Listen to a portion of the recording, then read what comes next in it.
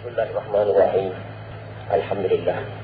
Nahmaduhu ta'ala wa nasta'inuhu wa nasta'inuhu wa nasta'jihi wa nashkuruhu wa na'udhu billahi min syururi anfusina wa min sayyiati a'malina man yahdihillahu fala mudilla lahu wa man yudlil fala hadiya lahu. Wassalatu wassalamu ala man la nabiyya ba'dahu wa ala alihi wa ashabihi wa man walah.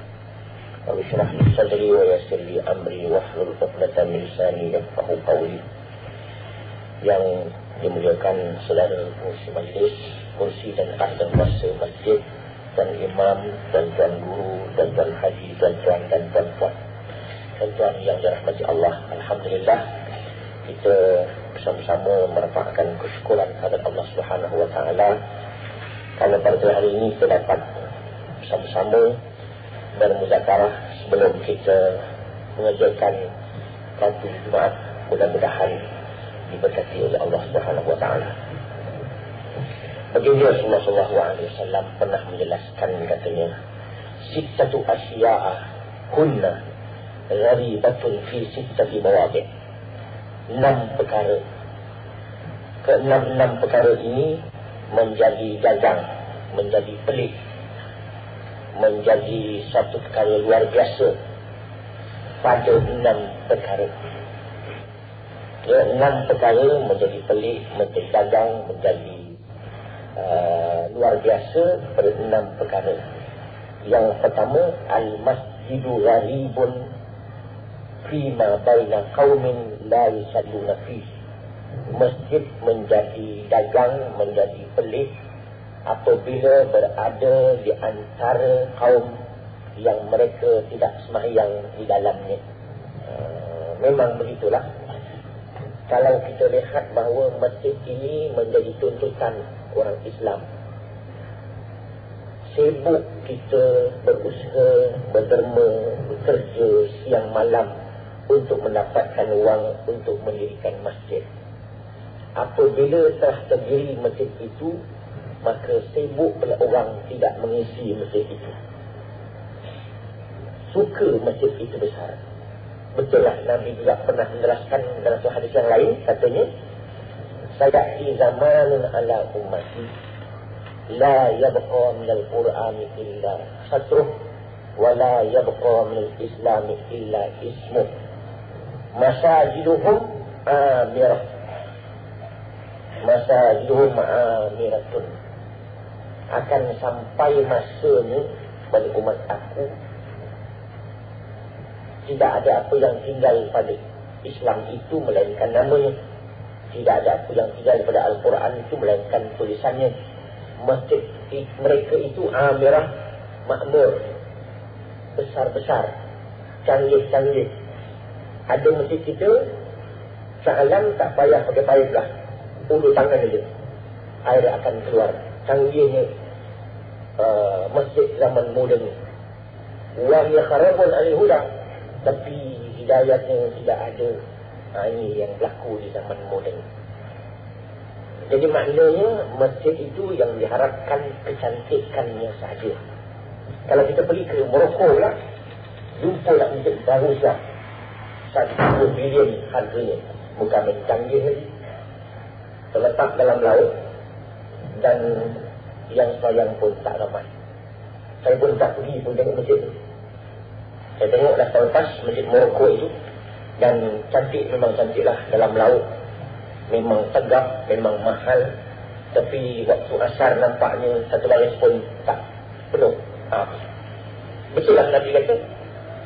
Sambung lagi ayatnya, hadis tadi. Ulama uhum syarru man tahta adimi sama. Sambung sikit lagi dah hadis tu. Dia kata, ulama-ulama di zaman itu seburuk-buruk orang yang tinggal di bawah langit ini. Minhum takhrujul fitnah, dari mereka itu lahirnya fitnah, wa ilaihim ta'ud, dan fitnah balik-balik kepada mereka itu semula. Pasal apa pula jadi begitu? Pasal kadang-kadang kita banyak lihat hukum-hukum tidak jelaskan dengan terang, masih lagi di awang-awang lagi, tak berani nak mengeluarkan hukum. Apa hukum ini tuan? Ini susah nak cakap. Susah, takutkan ditukar. Haram ke tuan, susah juga. Halal, payah juga. Dia saya haram pun tidak, halal pun tidak. Akhirnya, halam hukum. Jadi haram, haram juga. Itu saya tak rendah. Saya rendah bangkit balik semula. Jadi maknanya sekarang ini, kita kena jelas bahawa masjid dibina bukan untuk perhiasan. Masjid dibina untuk pengisian syiar, itu penting. Bagaimanakah caranya? Dia maklumnya bahawa masjid tempat beribadat untuk kesatuan ummah. Kan Nabi pun biasa lepas bayang subuh melihat ke belakang, melihat siapa-siapa yang tak datang. Mana sana-sana tak datang hari ini sebelum subuh, mungkin sakit agaknya, boleh kita ziarahi bagi beliau. Bila juga kita di kampung, tengok selalu tak ada, mati ke dia, sakit ke dia, apa halnya. Tapi kalau tak pernah datang, siapa pula nak tanya? Walau bagaimanapun, ingin saya tarik badan tuan-tuan sekalian, kalau ada di kalangan kita yang tak pernah datang ke masjid, kalau dia tak kenuri, jangan boikot dia.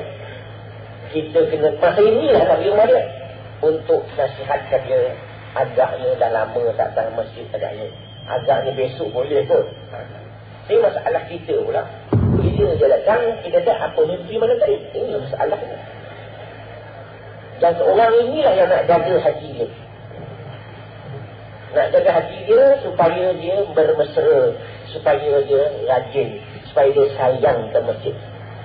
Oleh kerana dia tak pernah datang ke masjid, akhirnya baru dah mati, baru dah datang, dia bawa orang ke masjid untuk disembahyangkan jenazah. Itu akhir sekali.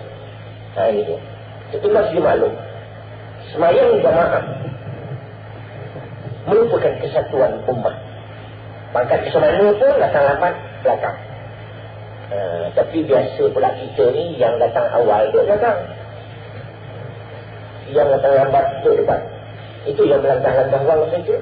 Tapi bukan di sini, tempat lain lah. Ini saudara. Yang penting bukan cantiknya, isinya yang penting. Oleh itu kita, masjid bukan hanya jamaah semayang, bukan mengaji, bukan berjemaah. Masjid dijadikan berbagai aktiviti. Di masjid ni kita buat kutub khana. Masjid kita adakan tempat tuition budak-budak bagi kenal masjid itu. Dia kata masjid asal niatnya bukan nak semayang, nak belajar. Tapi belebang pergi kita semayang sama-sama dia. Baru masjid menjadi suatu tempat tumpuan masyarakat. Masalah rumah tangga, kita buat konselor di masjid, konseling di masjid. Dia kenal untuk tenangkan hati. Di masjid itu. Nak akad nikah, kita buat masjid. Tapi jangan akad dekat masjid buat rongging di rumah, salah lagi. Itu kadang-kadang, apa bila buat akad nikah, bapak ni istighfar bukan main. Malam-malam joget lambak pula. Bukan di sekedar negeri lain. Kan? Ini tak boleh, ini di masjid. Kita dalam masjid, semua satu bahasa. Satu bahasa. Imam Allah Akbar, makmum semua Allah Akbar. Tak boleh cakap lain. Mesti cakap Arab lagi. Tak boleh Allah yang maha besar, tak sah. Inilah kesatuan ummah dalam dunia. Maknanya, tuan semayanglah ke Perancis pun, Allah Akbar juga. Semayanglah ke Spanyol, Allah Akbar juga. Semayang di Chile, Allah Akbar juga. Mana ada bahasa agama dunia yang begitu kan? Islam itu. Jadi, sama-sama dalam masjid Allahu Akbar, Allahu Akbar. Kan sama kata. Patuh kepada imam. Belajar patuh kepada imam. Selama mana imam itu mengikut syarat dan rukun. Imam batal, tak boleh ikut. Imam tak betul, tegur dia. Subhanallah. Koyak kain imam, nak subhanallah, tak boleh. Subhanallah, imam kata apa pula hal. Maka makmum merampas kuasa. Makmum naik ke depan, rampas kuasa, pasal nak maklumkan tauhid. Tak boleh. Naik ke depan, dan imam mesti faham, dia ada buat silap, dia tarik diri. Kalau imam tak faham, apa kita larang Rasulullah ni? Jadi imam faham, dia pun ini ada salah, dia pun tak. Belajar taat kepada ketua. Ketua boleh duduk situ selagi mana dia masih taatkan kepada Allah, ikut hukum dan syarat. Ini dia masih kan sama je. Demikian masjid, jadikan tempat iktikaf, beribadat, mengaji. Mengaji, saya dah jelaskan sedikit bab mengaji masjid ni. Selalu mengaji masjid ni silap. Selalu silap. Iaitu apabila guru mengajar di masjid, guru bawa kitab. Apabila bawa kitab, anak murid tak bawa kitab. Dulu-dulu kita mengaji, tuan guru tak bawa kitab, anak murid bawa kitab. Alimnya tuan guru dulu. Dan sebaliklah, anak murid tak bawa kitab, guru bawa kitab. Alim anak murid bagi tuan guru. Kalau tuan nak mengaji, bawa kitab, barulah kita mengaji. Selama-lama dia mengaji di masjid, saya tak tahu dari kedah ni, kalau kita rumpur lah. Kalau saya mengajar bawa kitab, anak murid memang tak bawa kitab ni. Sebab apa? Alim dia anak murid itu. Barulah mengaji kan. Kun aliman atau muta'aliman ni, taklah engkau jadi orang alim atau jadi orang yang mengaji. Mengaji kitab lah. Ini ceramah saja. Kan balik baru pun. Apa syarahan dia ustaz tu? Bagus-bagus, tapi tak ingat kan. Tak ada apa juga. Mustahaknya kitab itu. Baru namanya muta'alim mengaji. Yang ketiga nak jelaskan sikit. Kita kadang-kadang di masjid-masjid ni silap. Kita rajin bawa pisang. Bagus dekat pisang tu. Tapi hari Jumaat tu sah lah kot. Hari lain boleh lah kot. Tapi orang Melayu ni pesen je lah. Dia pantang dia pesa. Pisang. Lulus SPSR, pisang. Lulus SPM, pisang. Masuk universiti, pisang. Dapat anak, pisang. Naik pangkat, pisang. Keluar negeri, pisang. Tak naik langsung taraf orang Melayu. Pisang punya zaman. Naiklah rambutan ke, anggur ke, apple ke. Pisang sejak dulu kali. Ingat orang Taliban ni bergurau ke? Bukan tak tahu. Kita dia standar dia gitu. Dia menyebab kadang-kadang orang kita yang singgah makan pisang dulu. Tak sempat makan pisang, bubur dalam bukit.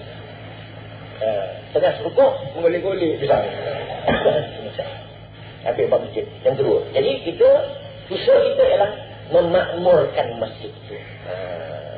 Kita lihat, Abu Ras As-Samarkandi ada menguraikan mengenai sembahyang 27 darjat itu. Kira salatul jamaah afdal min salatul fardhi bi 27 darajat. Atau kamakan.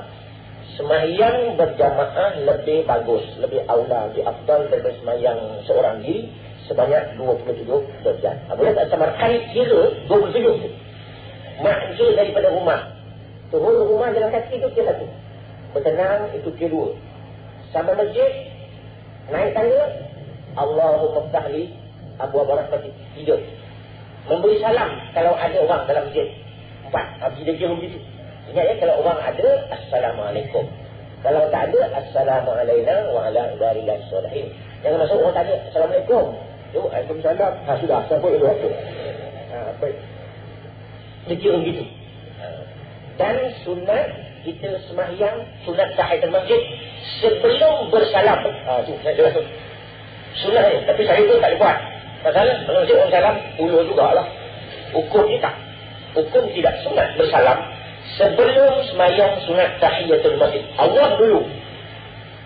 Buka dalam kitab At-Tirmizi baru lagi tulis sunatnya dalam masjid Allah dulu. Baru manusia. Kerana masuk masjid. Tapi ini kau boleh. Kalau guru saya dulu tak salam, dia sembahyang dulu. Sekarang tak boleh. Betul-betul, sombong betul. Salam pula nak. Pasal banyak orang belum faham undang-undangnya. Undang-undang masuk masjid, hendaklah kita sembahyang dahulu, baru bersalam. Itu sunnahnya lah. Tapi ini boleh buat, tak ada buat soalan gerung tak? Sunnahnya begitu. Berapa dah pahala? Tutup niat iktikaf. Lagi pahala. Kemudian kita menunggu azan, lagi pahala. Menjawab azan, lagi pahala. Sembahyang qabliyah, lagi pahala. Menunggu qamat, pahala lagi. Menjawab qamat sampai akhir 27.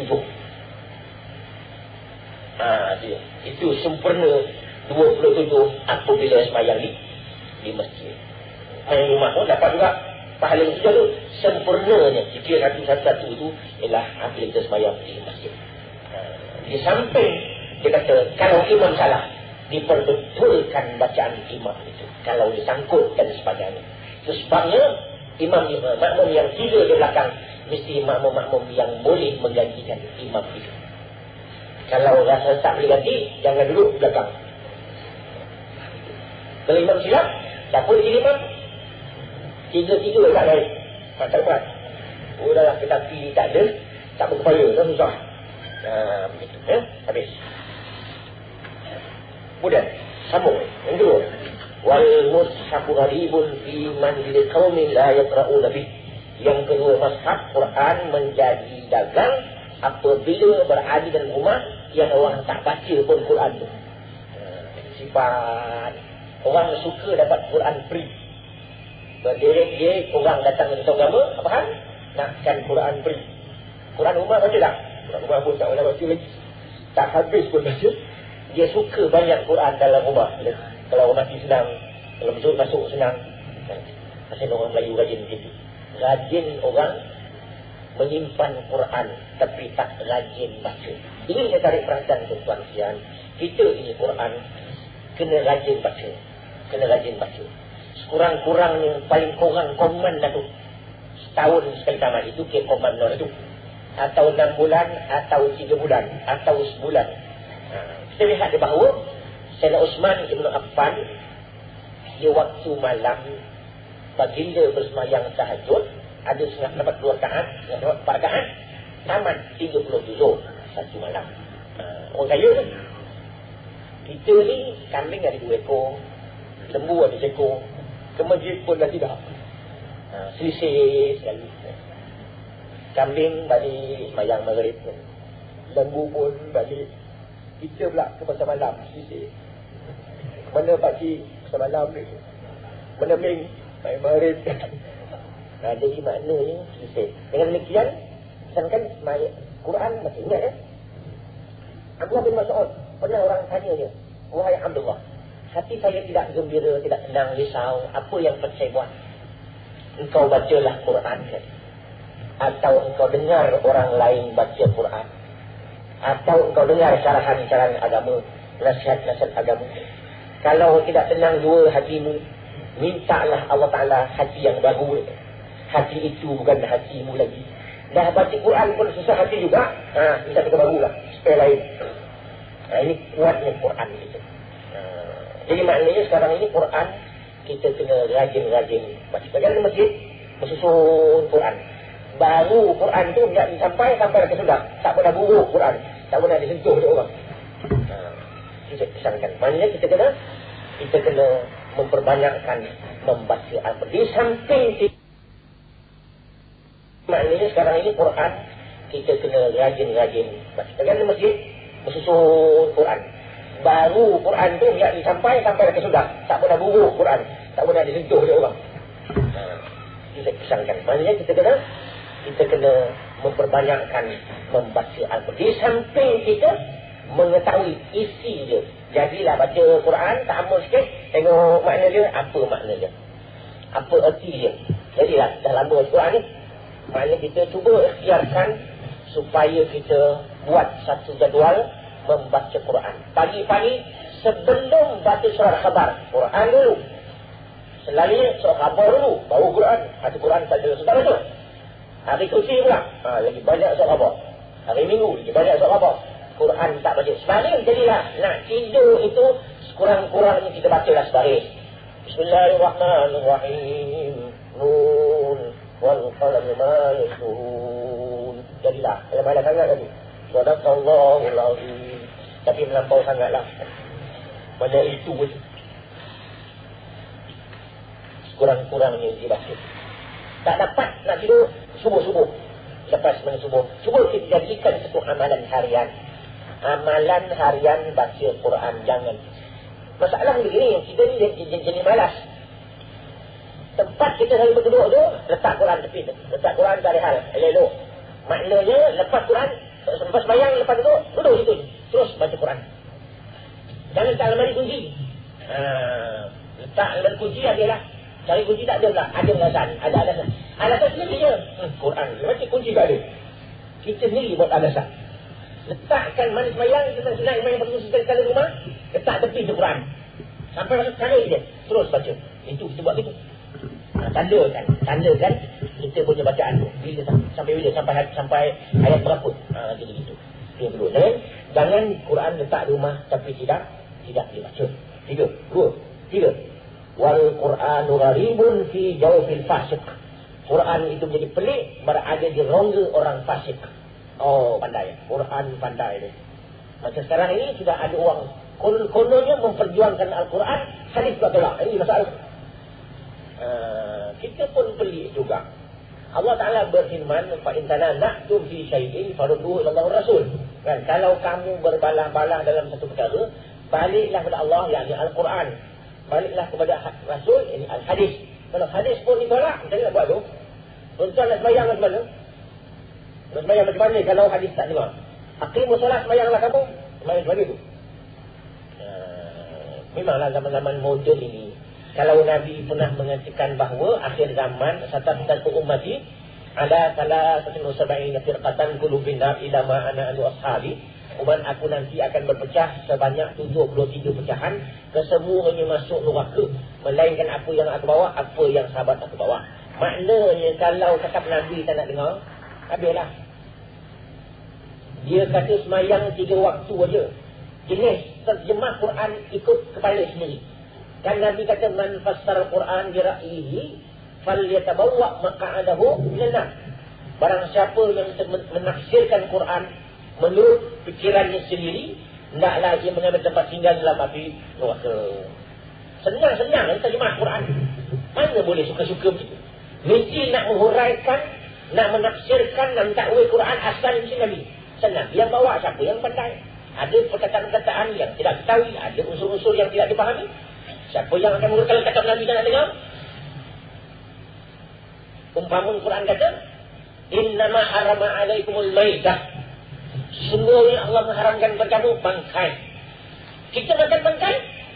Kita makan apa mana bangkai? Bangkai ialah binatang-binatang yang halal dimakan, mati tak disembelih. Bangkai lah.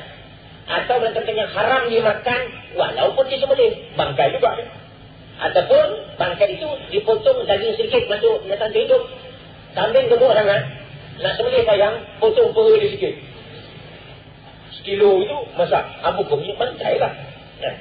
Tetapi yang mengharuskan makan bangkai itu, iaitu ikan dan belalang. Nabi kata boleh makan. Kalau tidak, ikut Quran saja, ikan pun tak boleh makan pasal dia bangkai. Nak makan ikan, sembelih dulu. Dia peningkan tu.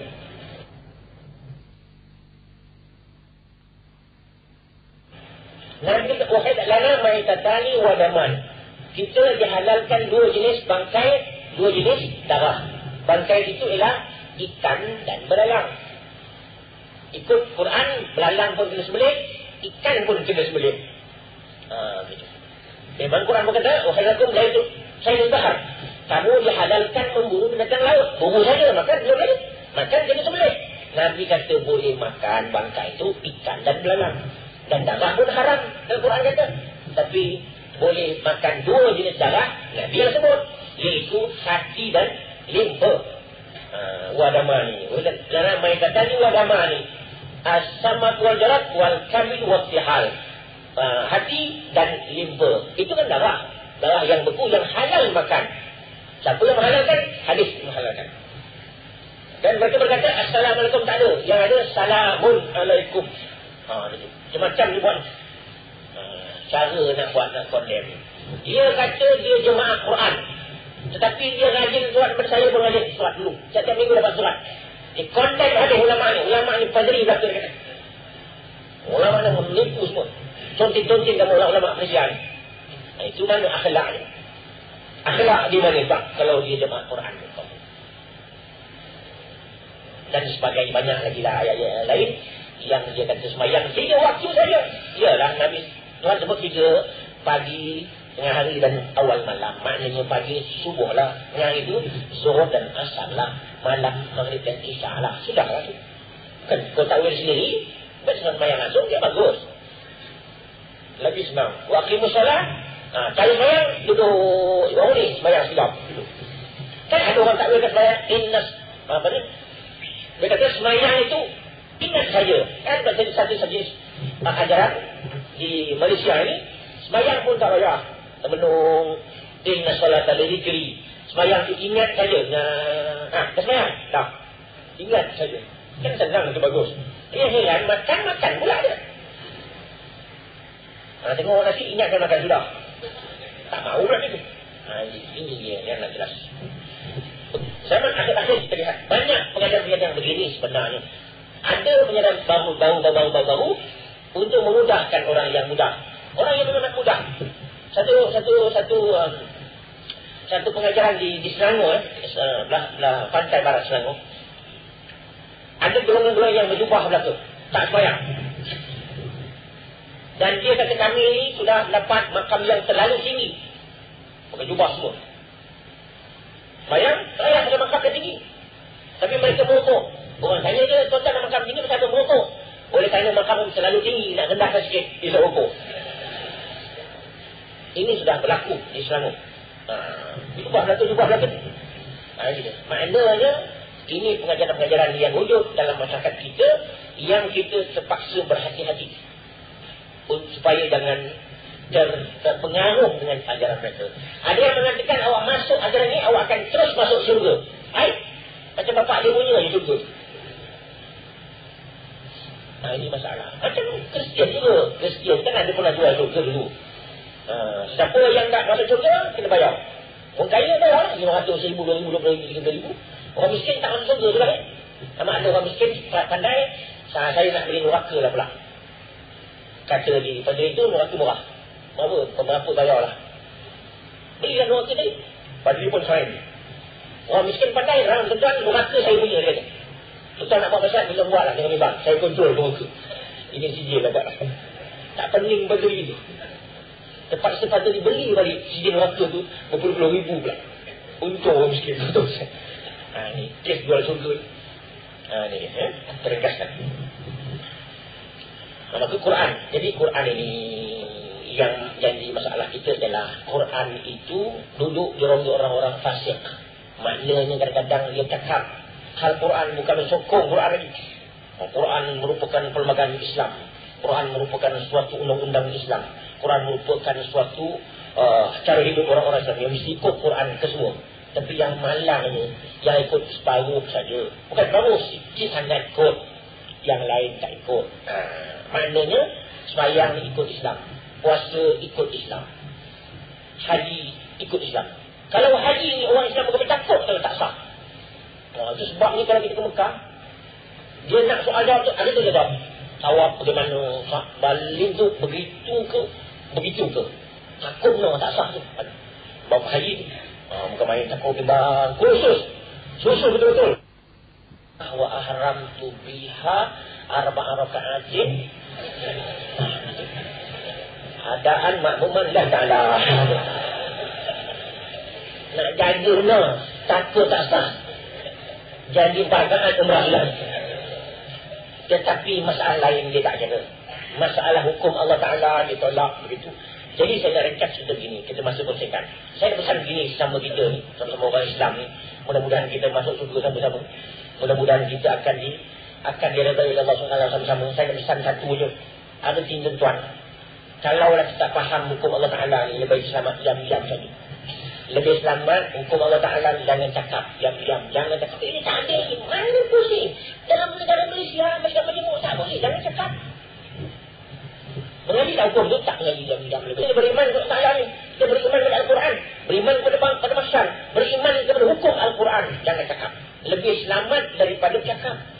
Kita bimbang rosak akidah. Zahir kita Islam sembahyang. Kita rasa kita masuk contoh. Kita bimbang Tuhan tak terima dalam bumi nanti. Akhirnya itu susah. Itu yang saya tak nak untung apa-apa ni. Nak untung sama-sama kita. Diridai oleh Allah Subhanahu Wa Taala. Jangan cakap. Jangan cakap tak ada, tak boleh. Cakap kedai kopi ke tu? Oh, menyandung kedai kopi. Sawan kopi. Tak ada Islam, tak ada. Kita kalau orang Islam bila bergerak kena orang Cina tak kena pasal tak pernah ada. Jangan cakap, tak faham nama itu. Makna adil itu dalam hukum Islam, wad'u syai'i fi mahallihi, meletakkan sesuatu pada tempat itu adil.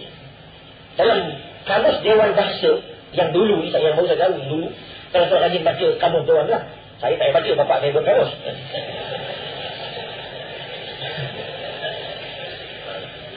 Makna Dewan Bahasa itu apa?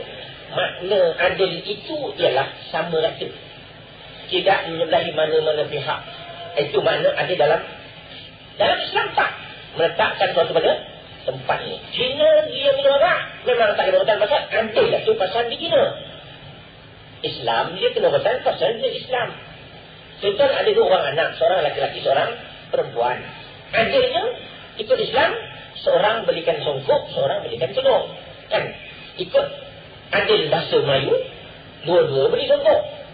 Kalau dia berdua anak lelaki perempuan ni, adil. Itu bukan adil, itu bangang namanya. Nah, ingat. Saya ulas sikit je. Maknanya, jangan cakap bab undang-undang Islam ini. Jangan cakap. Kita bak kata Amal Qadar Audah dalam bukunya Al-Islam Baina Jahli Abna'i wa Ajzi Ulama'i, Islam di antara kelemahan ulama'nya dan kebodohan penganutnya adalah merupakan suatu dosa yang tak dapat diampunkan kalau seorang itu tidak pernah berniat di hatinya untuk menegakkan undang-undang Al-Quran dalam negerinya. Bukan saya kata, bukan Audah kata. Statement dia yang kedua adalah merupakan dosa yang tak dapat diampunkan apabila penjajah sudah keluar dari negeri Islam, maka pemimpin negeri Islam itu masih meneruskan undang-undang penjajah. Itu tanpa balik, renung masing-masing, renung, mudah-mudahan Allah ampunkan dosa kita. Habis tinggalkan, itu ceritanya panjang. Saya cakap banyak kan, kena jam payah. Yang keempat, boleh ya? Satu tu. wal mar'atul muslimatu salihatu ghalibatun fi yadi rajulin zalimin sayyi'il khuluq. Dan yang selanjutnya, orang perempuan yang Islam, yang salihah, yang bagus, merupakan satu perkara yang sangat ganjil apabila berada di tangan suaminya yang zalim, yang rosak akhlaknya. Isterinya bagus, elok akhlaknya, pakaian pun bagus, suami pula pelik. Itu kan biasa tengok Kuala Lumpur lah. Sini saya tak tahu, mungkin tak ada, mungkin teruk lagi. Suami isteri naik motor, isteri pakai mini telefon elok jengkok, suami pakai slow pendek, takkan buruk lah rupanya. Ada wal mar'atul muslim salihah ghalibatun fi yadi rajulin zalimin sayyidil khuluq. Seorang perempuan yang salihah, yang muslimah, menjadi pelik apabila mendapat seorang suami yang zalim, yang akhlaknya rosak. Itu kadang-kadang kita lihat bahawa banyak persoalan timbul. Ustaz, kami bukan tak dapat beri, ada masalah. Suami itu mesti tahu di hadapan orang lain. Suami sembahyang tak? Suami sembahyang. Suami beribadat? Ya. Suami sedekah 10 kali. Umrah tak tinggal tiap-tiap bulan puasa pergi. Tapi mereka membiarkan istrinya membuka aurat di hadapan orang lain. Kalau dia redha dengan perbuatan itu, bermakna ia sudah meredai orang-orang lelaki ajnabi yang lain melihat aurat istrinya. Bermakna ia dayun. Apa Nabi kata? Salatun la yadkhulul jannah. 3 orang yang tak masuk surga. Mudminul khamri satu, orang yang kita diarak satu. Itu orang yang cerah masa depan dia. Walaqul walidain, orang yang menderhaka mak bapak, dan wadayus, dan orang yang dayus. Kita lihat yang pelik pula, di rumahnya televisyennya bertudung kaca, radio pun bertudung, meja-meja semua bertudung. Isteri kita tak tolong tudung televisyen. Televisyen kalau boleh cakap lah, aku bertudung, engkau tak payah. Ini ada isteri yang beramal, isteri yang cukup bagus, malang suaminya pula sebaliknya. Begitu tak yang akhir, yang selanjutnya kata warajul muslimu salih ghalibun fi yadi imra'atin ghaliatin sayyi'atil khuluq. Dan seorang laki-laki yang muslim, yang salih, menjadi pelik pula apabila mendapat isteri yang rosak akhlaknya. Suami bagus, pakai jubah suaminya, pakai songkok suaminya, isteri pakai mini skirt, memang besar, mini skirt, pakai belah. Kita tengok kadang. Kalau kita tengok, saya tak tahu di sini di sana, kalau musim-musim orang berkahwin, musim nuri kahwin ni, suami kena semat pakai samping semat, isteri pula pakai kain belah. Kain belah tak apa lagi, dada pun terbelah habis. Yang pelik kadang-kadang musim-musim perkahwinan, masa itulah nak tunjukkan dia punya belang, nak tunjuk dia punya pakaian. Orang perempuan kan rajin dia pantau orang kahwin, dia pun melempar baju. Orang kahwin dia tak sibuk melempar baju. Orang kahwin lain, orang berbaju lain. Ini orang perempuan dia tunjuk. Itu kita nak jaga sebab saya katakan bahawa bagaimana orang tanya Imam Malik, bagaimana anak bapa Imam Malik, bagaimana tuan dapat seorang anak yang alim besar. Apa dia kata, saya didik ibunya. Ibunya cerdik. Itu besar. Jadi maknanya, jadi peliklah kalau suami bagus, isteri pula tidak bagus. Kemudian ringkaskan, wal alimu gharibun baina qaumin la yastami'una ilaihi, dan orang alim menjadi pelik pula apabila nasihatnya tidak didengar orang. Orang alim menjadi pelik apabila nasihatnya tidak didengar orang. Jadi pelik pula. Jadi kita lihat bahawa orang alim ini merupakan seorang yang bertanggungjawab untuk menyampaikan ilmunya kepada orang ramai. Ilmu bukan disimpan. Ilmu hendaklah dimaklumkan, disampaikan dengan sebenar-benarnya. Mengikut hukum. Jangan ditakuti hukum dunia ini. Hendaklah ditakuti hukum Allah Subhanahu wa taala. Bak kata Hamka, apabila ayahnya disuruh kiri, suruh menyembah menghadap matahari, bapa tidak menyembah, dia kata. Ditanya mengapa bapa tidak menyembah, tidak takut kena potong kepala. Aku tidak takut kena potong kepala itu. Yang aku takut selepas kena potong itu, kalau kena potong tidak ada apa-apa, mati saja. Yang dibimbang selepas kena potong, mengapa kamu sembah, mengapa kamu tidak sembah matahari. Yang penting kerana potong itu sakitnya sekejap, dalam satu saat, pancung leher oleh pun masih. Tetapi yang dibimbangkan selepas itu, itu yang dibimbangkan. Kita lihat banyak orang-orang alim zaman dahulu memang semuanya begitu. Contohnya Imam Ahmad bin Hanbal, apabila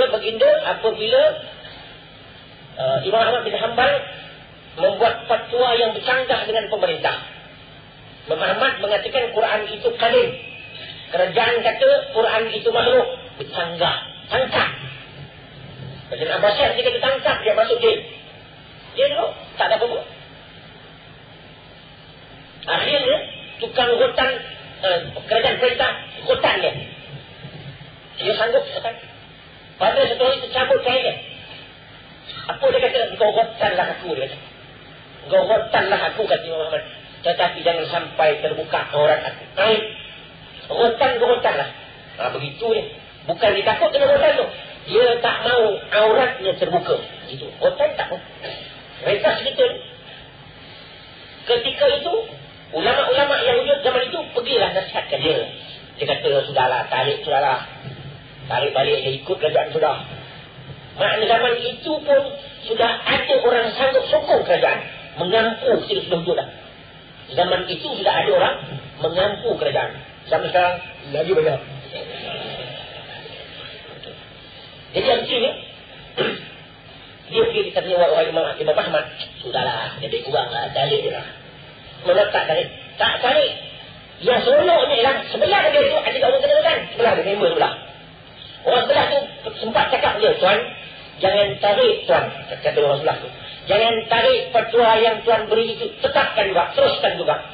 Kerana tuan, kalau tuan mati, tuan akan masuk syurga. Saya ni seorang perompak saja. Saya pun disuruh untuk mengaku menjuri, saya tak mengaku. Tuan lagi jangan mengaku. Bagi pula penjuri itu pada ulama masa itu. Mereka sudah ni, panjang kita. Tukang hutan tadi ni, dia pukul sekali kawan tu. Kepala Imam Ahmad dia rotan, tunggu-tunggu betul. Berlenggang tak mati-mati dia. Teruk kepala Imam Ahmad kena pukul dengan rotan. Mereka cerita lagi. Pemerintah yang nangkap dia pun meninggal. Naik pemerintah baru, istihar semua ISA lepas. Lepas masuk Ahmad lepas. Lepas, dia pun kasih siasat badan, kepala pun dah duduk, repair balik duduk, mengajar balik ke masjid, ramai orang dengar ceramah dia. Habis mengajar, kita tengok orang tukang pukul dulu, ada dengar ceramah dia. Tak pencin dia pukul dia. Pencin dan buta mata dia. Dah buta dah, tua dah. Dia pun panggil. Nak tanya sikit. Bukan awak pukul saya dulu ke? Betul. Kan ada pencin ni. Rupa-rupa dia pekerjaan pencin juga. Ingat tak bagi pencin? Mengapa pukul pada saya? Ada arahan tak pukul? Tak ada. Arahan pukul paling tak ada. Badannya. Mengapa pukul pada saya? Saya niat supaya Tuan mati cepat. Kalau Tuan mati cepat, Tuan takkan tarik balik petua yang Tuan beri itu. Kan bagus niat tu. Niat dia bagus. Teknik dia salah. Doakan saya, kata mudahan celik mata Tuan semula. Celik mata dia. Celik balik mata dia setelah doakan oleh Imam Ahmad bin Hanbal. Ini orang alim dululah.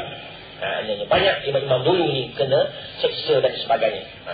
Kerana mereka sanggup mempertahankan fatwa yang telah mereka keluarkan. Sanggup begitu. Kita pun kena begitu. Maknanya ulama-ulama kena bersatu mengeluarkan hukum yang berbelit-belit. Orang kata begini, orang kata begini, orang kita susah. Kerana masing-masing ada kepentingan belakang. Saya tak nak bincang ulama usul, ulama dunia, ulama akhirat semua ni. Saya bincang semua orang dah tahu lah. Tapi orang awam jangan kita cuba nak condemn pada ulama satu hal tak boleh pula. Jangan sebut nama seorang tak boleh. Ada ulama boleh kalau itu. Pasal apa? Ala inna unasan yadkhuluna an-nar madanan qalu man hum ya Rasulullah qala man kana fi qalbi salhabah min bughdil ulama. Ingatlah tuan-tuan, ada orang-orang yang masuk neraka percuma. Siapa itu Rasulullah? Mereka yang ada sedikit di hatinya bencikan ulama. Sedikit berbulu di tengok ulama tu, cerah masuk depan. Itu kan. Ini dia. Terkaskan sekali. ثم قال النبي صلى الله عليه وسلم إن الله تعالى لا ينظر إليهم يوم القيامة نظر الرحمة. Sungguhnya katanya Allah Ta'ala tidak melihat golongan-golongan yang 6 itu tadi sebagai pandangan rahmat di hari kiamat nanti. Ini yang memang maknanya apabila berlaku 6 perkara tadi ini pada masyarakat kita, maka Allah Ta'ala tidak akan melihat kita dengan pandangan rahmah di hari kiamat nanti. Sekian dulu untuk yang ini. Aku pada hada wa astagfirullahaladzim. Wassalamualaikum warahmatullahi wabarakatuh.